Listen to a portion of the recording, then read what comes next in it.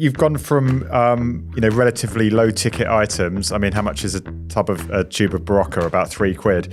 And then you move into automotive marketing where, you're looking at 20, 30, 40,000 pounds. That's quite a shift, isn't it? Yeah, that's quite tough. And I think it's a big mindset shift. And that takes time and patience and just constantly that's a requirement to be curious. This show is all about mistakes. Do you want to tell us a bit about one of your mistakes? I think we got social wrong. So when I look back on it, I just think, wow, why didn't we do something about that?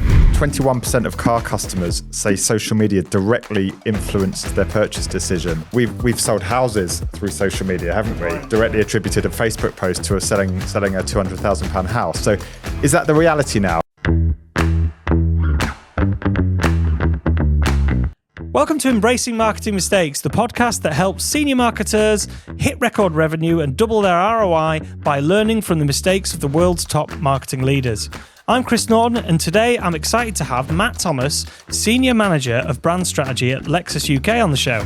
Matt has an extensive marketing background, having worked with major brands such as Unilever, Bayer, Energizer, I'm thinking Bunny, Toyota, and now the luxury brand that is Lexus. His journey from consumer goods to the automotive industry gives him a unique perspective on brand management and strategic marketing. Matt will share insights into how experience across industries has shaped his approach to marketing at Lexus. And during this interview, we dive into topics like market orientation, brand building, and how he ensures alignment across teams to deliver impactful strategies that drive growth in a highly competitive market. He also tells us how Lexus carefully researched and then selected its huge brand sponsorship with the Lawn Tennis Association. So, as always, sit back, relax, and let's hear how Matt's approach to brand strategy can help you transform your own marketing results. Enjoy!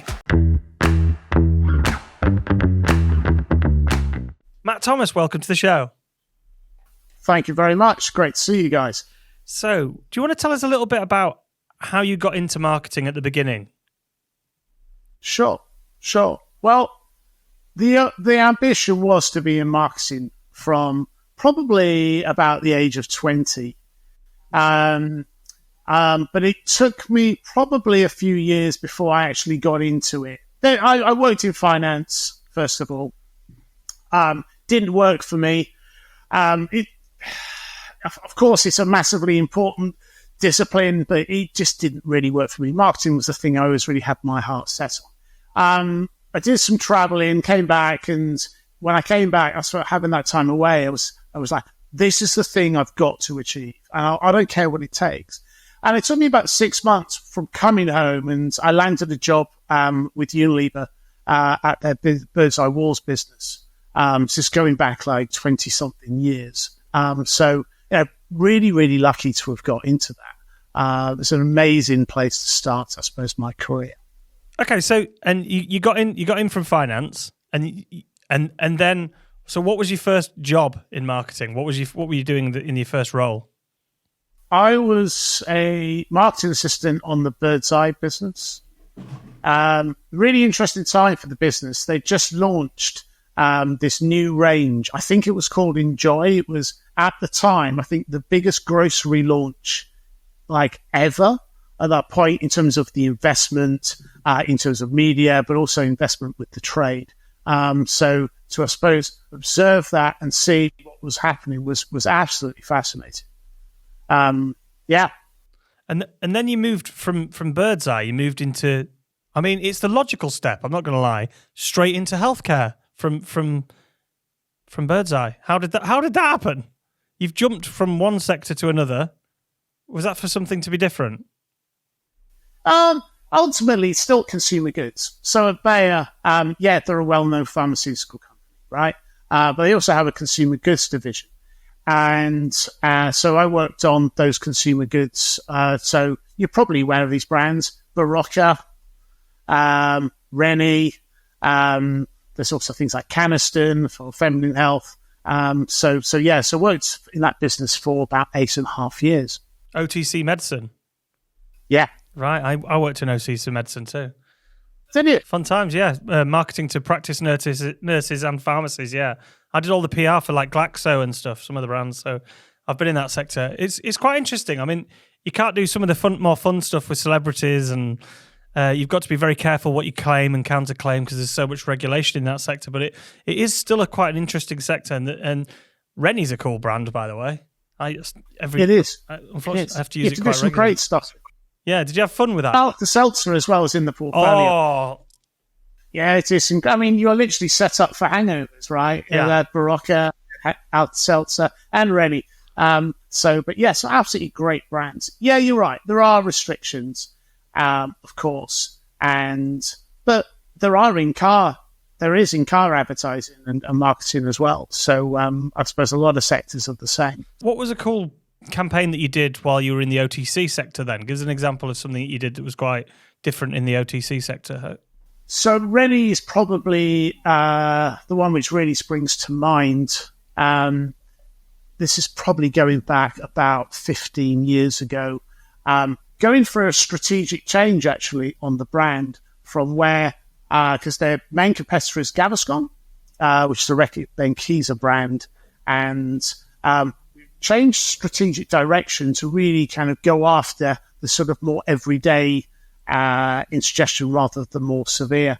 And from that, did a lot of strategic work, segmentation, and also did a lot of insight work and sort of found this kind of core insight, which was the real kind of crux of a new agency brief. And from that, developed, you may remember this, it looks like the Mr. Men. It looked like sort of a big kind of cartoon tummy. And I think it ran as a sort of creative device for a number of years afterwards. It was a big step change, massively successful as well. Oh, great. So you've gone from relatively low ticket items. I mean, how much is a tube of Barocca? About £3. And then you move into automotive marketing where, you're looking at 20, 30, 40,000 pounds to buy a car. So you went to Toyota, didn't you, before you went to Lexus? So what kind of, that's quite a shift, isn't it? What attracted you to, that must be is that a wildly different market? Shift, nice pun. It was difficult. Absolutely. I think there's kind of two things which, for me, make it really difficult when you change sectors. I think the first one is the language of the category or the industry. Within consumer goods, you could move around from company to company, and largely the language, the terminology will be the same. There will be some differences. But you go into a completely different industry, you're literally like, what do you want about? No idea. And that takes time and patience and just constantly that sort of requiring to be curious and kind of go, what was that? And I often used to kind of like always take notes at the back of my book. Kind of go, no idea what that is. I'm going to have to check at the end of the meeting. So you sort of get into that behavior to do it. And, no one's going to kind of like sit you down and kind of go, here are the rules of the road, excuse the pun. But you have to be really proactive with it too. And I'm like 10 years in automotive. I still learn stuff. It's a complex industry. And I think the other big change for me going into automotive was I'd gone from working particularly at Bayer, full marketing mix roles where I'm responsible for advertising, but I'm also responsible for product and pricing and working with sales team to get distribution. So going into then a role where it's just comms, that's really hard because your brain has been literally trained to think really laterally. And now you're going into this just purely comms role. That's quite tough. And I think it's a big mindset shift. So what about this shift from, a very frequently purchased product to something that must be a very considered product? I mean, how often do people buy cars? Every 3 years, 4 years, 5 years? It's a whole different kind of approach. Yeah, it's great. It's a great question because if you think about within consumer goods, typically you do something, you see an immediate result. In cars, you don't see like thousands being sold the next day after you launched a campaign. But I guess the difference is that you do see an increase in interest. So, for example, you'll track, for the short term, what's happening in search on Google and so on. You're tracking then what's happening on our website. You're tracking in terms of are people converting? What are they doing on the website? Are they actually interested? What are they configuring? Are they requesting test drives and so on? Are they going into centers? So no, you can't see that immediate impact in terms of sales, but you can see the immediate impact of what you do in terms of measuring interest in what consumers do. So how do you measure effectiveness in what you're doing today at Lexus? So what's your role today? What do you do at Lexus in 2024, 2025? Right. So my role is to lead brand strategy for Lexus in the UK. That's the other part of my role. I look after our social team. But so yeah, role of Lexus is leading brand strategy, and fundamentally that is delivering the strategy for the UK, defining what do we want to achieve, defining our objectives, and what our target audience is. And then when we sort of get into the tactics, making decisions on what we do, what we don't do. And, from that, there is the, investment into the long term, things like sponsorship, but then also what we're doing in the short term as well, in terms of whether that's campaigns, launches, also performance marketing too. As you can imagine, the abundance of things which we have on offer to us, you have to make choices. And so, a large part of my role is kind of defining, almost like what we're not doing. Mm. So is it, you've done a campaign with the Lawn Tennis Association, is that right? Yes. So, we're a sponsor. So how did that come about, and what's the thinking behind that? People that like playing tennis like to drive Lexuses? What is the plural of Lexus? Is that That's true? a great correlation. Lexi? Alan Partridge says it's Lexi, doesn't he, in one of the episodes? Yeah. I have to kind of go back to kind of the strategy of what we're trying to do in Lexus, kind of give you the context, right? So the issue, or the thing with Lexus is that people know we make cars, right? If you look at things like prompted awareness, we're really strong. Yep. So that's great. The challenge we have on Lexus, we are a small brand, by the way. We're not huge, but when people come into the market, in the premium market, to buy a new car, Lexus is not top of mind as maybe other premium brands, like BMW, Mercedes, and so on. They're ubiquitous, right? We're a smaller brand. So our challenge is really much about salience. We've got great ambitions to grow, and to really, I suppose, from a brand perspective, to unlock that growth, we need to build salience. It's a really important thing for us to be more top of mind. So really, that's the kind of that's the sort of the challenge we're trying to fix. So building salience is kind of like our core objective. Now, what we've learned over the past few years is that model ads, the things you see on TV, driving around cities and mountains and bridges and so on. Right? Usually Italy or Portugal or South Africa, is what you find is that they do a great job, usually in the short term, maybe a bit in the medium, but they're not building the long term. And so therefore, we felt we needed to shift our investment also into the long term as well. No, this isn't about really getting sales tomorrow, but it could be in the future. So that's why we've shifted investment into sponsorship. Now, why tennis? Well, depending on what survey you read, but it's the third most popular sport in the UK, and it's growing. It also indexes really well with our target audience, and also within the kind of the wider premium market as well. So we felt it made sense. In terms of the sponsorship, as you say, we are a performance and automotive partner with the Lawn Tennis Association. We've also signed a deal with Sky, and we're a sponsor of their new Sky Tennis channel, which launched earlier in this year. So you could sort of say that we're sort of starting to build an ecosystem within tennis and have shifted a big proportion of our budget into doing. And does that include are you going all in on tennis then? Does that mean you'll look to sponsor potential players like Emma Raducanu or whatever or something like that, or the next Emma?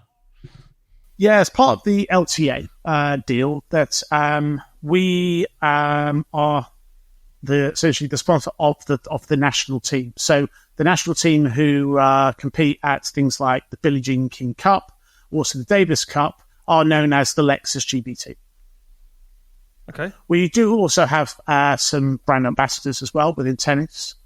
Alfie Hewitt, the UK #1 wheelchair player, lovely guy, and Katie Bolter as well, and also Cam Norrie. So are you the guy to tap up for free tickets to the next Wimbledon final then?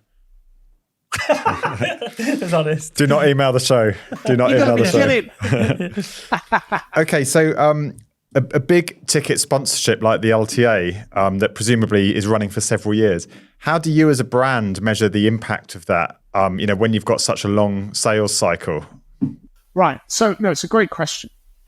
So we obviously have a lot of access to data and brand tracking on Lexus, so we can understand brand health. But to understand the impact of tennis, we set up a separate tracking study with tennis fans in the UK. It's pretty robust. It's like 1,000 tennis fans, and we do about 4 or 5 dips a year to understand in terms of spontaneous awareness of Lexus as a sponsor versus other brands. What do you think and feel about Lexus? Now you've seen that association with tennis and lots of other metrics. But fundamentally, going back to the Lexus strategy, our kind of core goal within tennis is to ensure that there is spontaneous awareness of Lexus within tennis. That's really the goal.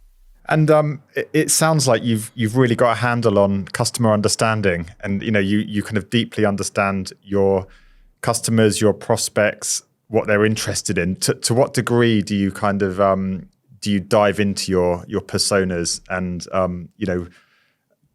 I guess mine their interests in order to make better marketing decisions? We spend a lot on research. I think a great example of where we've done that is earlier in the year. You may have seen this. We launched a new car. It's called LBX. It's a smaller. It's a B segment SUV. So it's a smaller compact SUV, and we had a lot of quant data on the target audience. So marketing panel data. But I think the problem is when you look at just that data is that people start to kind of fill in the gaps. They start sort of creating this persona where, you kind of go, oh, okay, it's a sort of younger car buyer, maybe it's 35, she's female. And then that turns into, oh, her name's Victoria. She lives in a beautiful house in Fulham. Her husband works in the city. Oh, she works for a media agency. Where else? All that kind of sort of stuff. And so we commissioned some research with this anthropologist and did some ethnographic research with the target audience. No, this isn't Victoria who works at a media agency. We discovered these 8 people who we did research with. One lives in Birmingham and works at a prison. Another was a trainee doctor. Yeah. Another worked in customer service. But I think it really kind of smashed some of those kind of preconceptions which many people have. And I think that was really important to kind of get some reality in terms of this is going to be, potentially the future customer. And then something else I'm curious about, and given that you operate in essentially a premium sector, it's a premium product.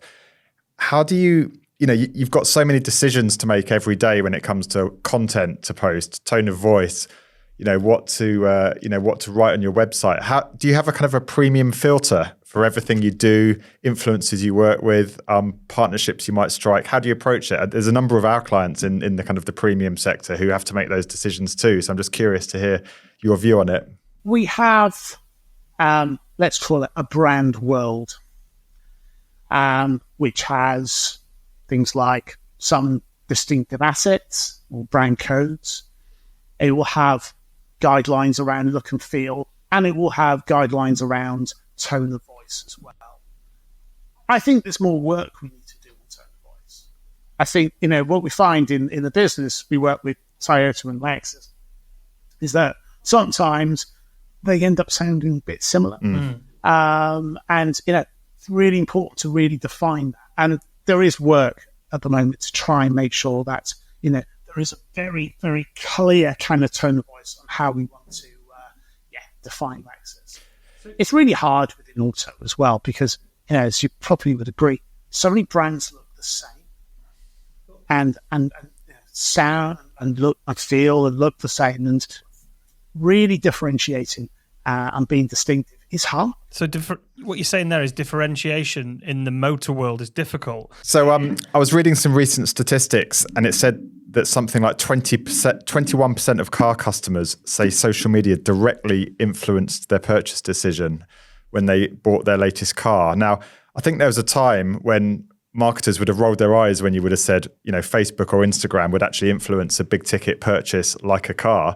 But, we've sold houses through social media, haven't we? Right. Directly attributed a Facebook post to selling a £200,000 house. So is that the reality now? Are people purchasing or at least being strongly influenced by social when it comes to car purchase? It plays a role. Absolutely. No one is buying cars from social or through social media. Indeed, it plays a very key role as part of the media mix. Absolutely does. And, we've validated its effectiveness. We do marketing mix modeling. And, it has validated the effectiveness of using social, particularly in the sort of the short term and in lower funnel. Hence, it's addressable and we can get targeted. So it definitely plays a role in terms of that. I think also there is the role in terms of, which I think you're alluding to, around research. Not everyone goes straight to Google to research. Actually, people will go and research on things like Instagram and also TikTok as well. And we know that, and we're very sort of mindful of that, particularly in terms of the content which will, appear on Instagram, particularly for Lexus. We really want to make sure that everything which is, on Instagram portrays the brand in the best way. So, every sort of image, piece of content is scrutinized and ensure that it represents what Lexus should look like. And talk to us about kind of the key channels for you then at the moment as a brand. And are there any kind of channels you're keeping an eye on that you think your audience might move into? So, the classic one being TikTok, which is increasingly becoming an influential channel for a lot of brands. Okay. So obviously the sponsorship, so that obviously includes Sky. So obviously that's TV, social, and digital.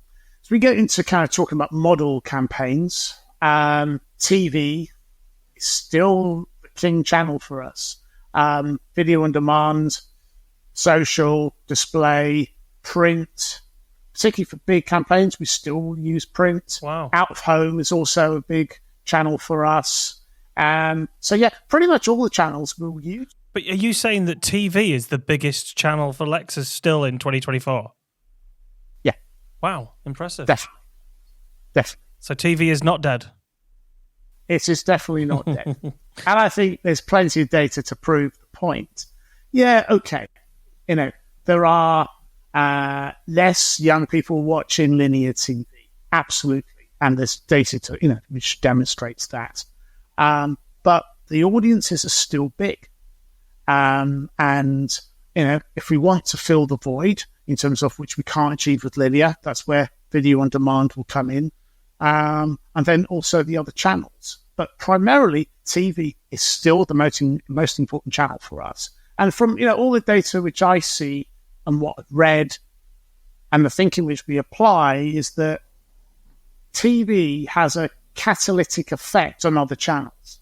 So it makes other channels work harder and makes a campaign, more effective. So, for us, it's still the key channel. And again, marketing mix modeling confirms that for us. Sir John, I don't know if you know him, but Sir John Hegarty, who's an ad guru, and a bit of a genius that I'm definitely going to get on the show at some point. He said a few weeks ago, which I thought was genius as usual, all marketing directors should be fired and rehired as entertainment directors, and we should focus on entertaining the consumer. And he said, I hate the word consumer, entertaining your audience. And if you can't entertain them, walk out the door. And I thought that's interesting because what you just said about TV adverts, they're all similar in the automation industry. They're all beautiful cars from different angles, a beautiful lady and a beautiful guy sat in a car driving through the curly bends of Sicily, where in actual fact, they're all so similar that there's nobody standing out. Yeah. So I've read the same thing, actually. I think I even read it this morning. And I was actually listening to a podcast with him on last night too, I think on my way back from London. So I think there's a truth in what he is saying. And I think I give an example in terms of where I think, okay, I don't think it's entertaining, but in terms of demonstrating emotive power, which I think is a driver and a lever of effectiveness, I think that's what we try to do within sponsorship. So let me explain that. So for Sky and our sponsorship of Sky Tennis, we developed ident for that sponsorship. And we also, at the same time, developed a 30-second TV ad. And also there's a 60-second ad as well. And what we wanted to do with that was ensure that we didn't succumb to the typical automotive norms, as you say, driving around Sicily and so on, and do it very, very differently. We worked with, you probably heard of this company called System One, and they have done a lot of research into sports sponsorship. And there were two really, for me, quite important points from that work we did with them. And they discovered that sports sponsorship can be as effective as regular advertising. So, if you're a brand and you're doing sports sponsorship, it can be as effective at building brand as a regular piece of advertising, which is fantastic, right? And the second one was around what are the levers to drive, effectiveness is about really tapping into the right brain, which I think is what Hegarty is sort of nodding to. It's about entertaining, or it's around, really tapping into the right brain and emotions. So that was kind of our brief for the agency, is that we want to do that. We really want to do something which is emotive. And the creative route which we have barely features a car. Quite proud of that. Yeah. But I managed to convince it to say, well, this is how you're meant to do it. Yeah. And we pre-tested it. We made an animatic. We tested it against another route.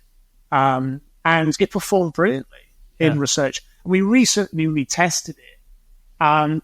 And again, performed really, really strongly, driven by this whole thing of, okay, and it's not entertaining, but it has emotive power. And it really, I suppose, it captures an audience's imagination, I guess. Okay, well, this show is all about mistakes. And you've talked a little bit about your role in Lexus. Do you want to tell us a bit about one of your mistakes that you've been a witness to? So I'm going to pop out here a little bit. It's not necessarily a mistake I've done, but I think it's a mistake we've made as a business. And that I think that a number of years ago, I think we've changed it now, but I think we got social wrong. And so when I look back on it, I just think, wow, why didn't we do something about that? So we had a social team based, we still do actually, in the business, actually reported into the PR department. And it acted as a silo within the business, didn't align with the brand strategy of Lexus or Toyota, and weren't aware of, objectives or target audience, certainly not aware, following what our sort of brand codes are or anything like that to make us look like Lexus and Toyota. And sort of went down this path for a long time of sort of making lots of content which really sort of didn't fit with what the brand was doing or where it was going. And furthermore, the team had this objective of wanting to be the most engaged automotive brands on social media. And I was like, okay, that's kind of interesting. I was like, well, are we sure about that? Because for me, there's a challenge around it. It's like, well, they're like, what? I said, well, consumers don't care about brands. They don't want to engage with them. Essentially, we're by saying that we want to be most engaged, essentially, are we essentially overstating our importance as brands in consumers' minds and lives? And so, if you think about what manifests from working like that is we're sort of chasing the wrong thing. And, okay, we're having conversations with people, but it's about stuff which isn't relevant or of no commercial value. So, there was posts about Zodiacs and what's your favourite audiobook and which is your favourite steering wheel. I mean, it's a question I've asked myself a lot of times, which my favourite steering wheel is, though. Yeah, me too. But it's cheap. What you're talking about there is some cheap engagement for the sake of engagement, which is fine if you're just measuring engagement in a silo. It's pineapple on a pizza or pineapple off a pizza, isn't it? There was a phase in social of everyone sharing cat videos about 8 years ago, wasn't there? Cute cat videos, which did amazingly for engagement. But if you're Range Rover Sport or Apple, it's no good at all to you. So I think that's where, for me, we got it wrong. And it took quite a long time to sort of change that. And I think the team were great at that. They're really, really good, really talented bunch. But for me, I think that's a mistake. It's just like, don't do this stuff. As you say, you'll get the engagement, but I don't think there's any commercial value in it. And I think, a great example of this is the Queen's death, when lots of brands started posting ridiculous things about RIV and all that. And, that's just silly. What was that example of the Queen's death? It was didn't Lego do it? No. I won't go on Lego. There was somebody there was a brand that did it, and everybody just went in hard on them, going, "What have you got to do with?" Oh, wasn't it a kebab shop? Yeah, some kebab. Yeah, Royal Kebabs. And that's it. Yeah. Back in the day, there's actually a very good Facebook page which you've probably seen called Condescending Corporate Brand Page, and basically it's a Facebook and Instagram page, and they call out brands doing that kind of cheap engagement content that's got nothing to do with their brand. Will features on it quite a bit. Yeah, I'm on it weekly. So back to social then. How do you measure the effectiveness of social media then? Now, what does success look like to you, and how do you kind of map that against your broader organizational objectives? Please do not say 5 million followers on Facebook. 5 million followers on Facebook. No, I think this is a really difficult one. I am more concerned about the brand objectives rather than worrying about individual channels. For me, when I think about the channels, I want to think about what they're delivering for us and is there great attention. That, for me, are the fundamentals I'm most interested in. So when it comes to social, okay, yes, we track engagement, but it's not a primary focus. For me, the key things which I get the team to think about is, are you getting reach? Are you reaching a lot of people? And also our target audience. And secondly, is it the right content for that, for those audiences? But fundamentally, it's about, it's ultimately about reach. I go back to our objective, salience. And so therefore, I don't want to be just fixated on just trying to talk to maybe lonely people at home. I just want to reach a lot of people. And build the brand. That for me is the fundamental thing. So I'm less worried about the whole thing about engagement. I appreciate it's important in terms of driving reach, but it's not a primary focus. Okay. And talking about a successful campaign, you were working at Toyota when you did the warranty campaign. Do you want to talk a little bit about that? Because it was quite a dry subject area, but you turned it into something that was hugely successful, right? Yeah. No, we were really proud of that. So the context of this, so the warranty campaign. So within after sales, which is a profitable part of the business, we really wanted to address the decline of number of cars which were coming back into centres. And what's the driver of that? Because it's essentially coming in to bring your car back to a tighter centre was perceived as expensive. So the value chain team developed from this a proposition where if you bring your car back to a centre, say it's a 5-year-old car, you will get an extra 12 months warranty. So brilliant proposition. And we developed a campaign which was very, very successful. It's very hard to kind of attribute what did what in terms of driving the success, but in terms, the advertising obviously plays a big role in that. But we saw like a huge uplift within cars coming back to centres within a very short space of time, up by sort of about 30-40%. Wow. And so, really, really good. We also, every agency loves an award. We won a Marketing Week award, which is fantastic. Amazing. I'm really proud of. And I think, for me, the kind of learning with this, it's the point you allude to, is car servicing is not an exciting, isn't really an exciting area, but you can turn something was quite boring into something quite exciting. The creative is brilliant. And we're really proud. Well, car servicing is expensive wherever you go. So the fact that you managed to turn a campaign to grow by 30 to 40% is amazing. That is quality. So with that, with that, the fact that people think it's expensive, was that an assumption or based on customer understanding? Oh, no, that's based on research. Okay. So you would identify the kind of customers' objections or pain points and then address that. And I suppose that's an example of a really strong proposition that is so strong, almost a lot of the heavy lifting's done already, isn't it, when you then have to market that and communicate that? You're absolutely right. I mean, if you think about it within like the sort of the 4 Ps, that's the product you're selling. And, without a strong product, you haven't got anything. So yeah, it's really finding the right proposition. We've got that absolutely right, which that was, then yeah, that's really key to unlocking success. What advice would you give to somebody wanting to do marketing in the automotive sector? If they were looking to get into it next year, what's the hot tip you can give them to get into the sector? I think for marketing, you need to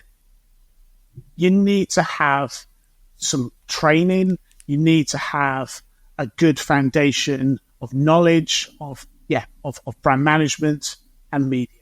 I mean, as well, I think to consider within automotive, the budgets are pretty high. So, you have a lot of responsibility of managing such big budgets. And so, you've got to have, I suppose, that experience.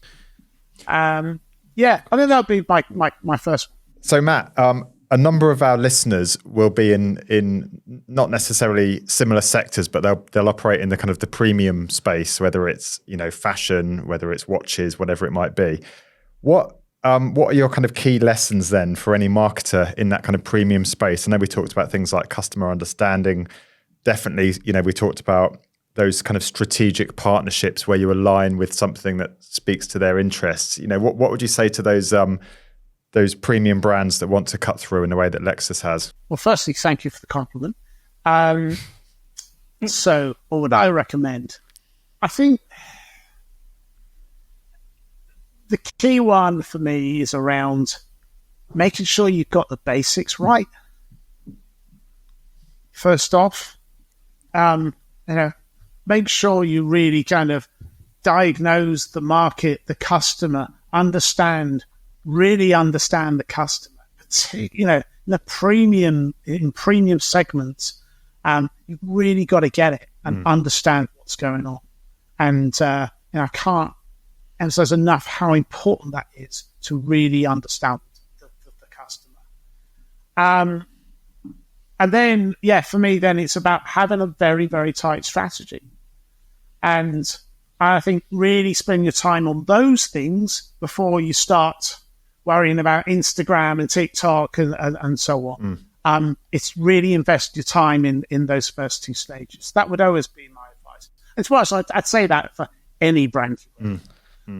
But yeah. So you've been on the show now, Matt. You've answered our questions, a lot of them anyway. And but the question for you is, if you were us, who's the next person you'd get on this show to tell us about their history in marketing? Wow.